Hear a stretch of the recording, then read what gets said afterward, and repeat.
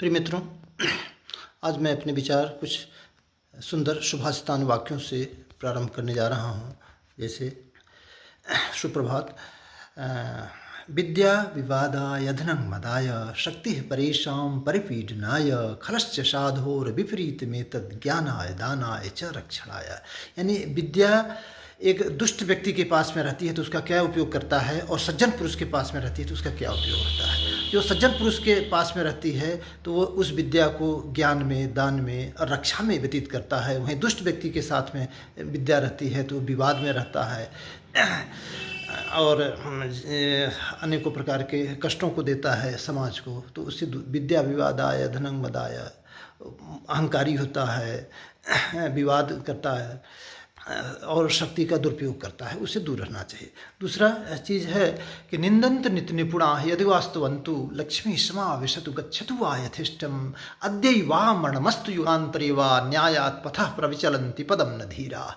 मतलब कि नीतिवान लोग निंदा करें या स्तुति करें, लक्ष्मी आए या चली जाए, और मृत्यु आज ही हो जाए अथवा युगों के बाद हो, लेकिन जो न्याय पथ पर जो धीर पुरुष हैं, विवेकी पुरुष हैं, वे अपने न्याय के पथ से, जो उनका धर्मपूर्वक आचरण है, उस पथ से, उस लाइन से एक पग भी पीछे नहीं हटते हैं। तो ये अच्छी चीज़ है।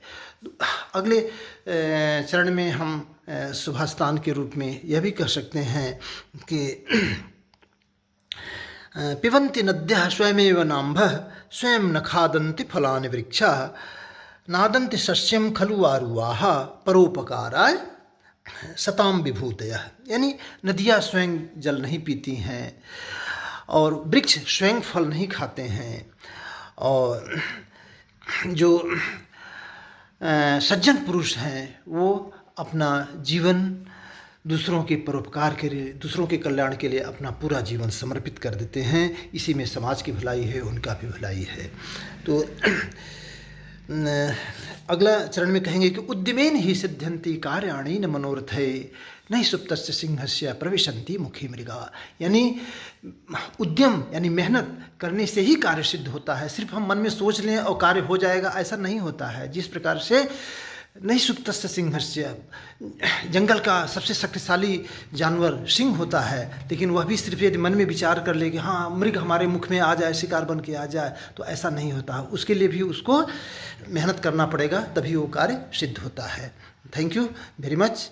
और आज का सुभाषितान इस तरह से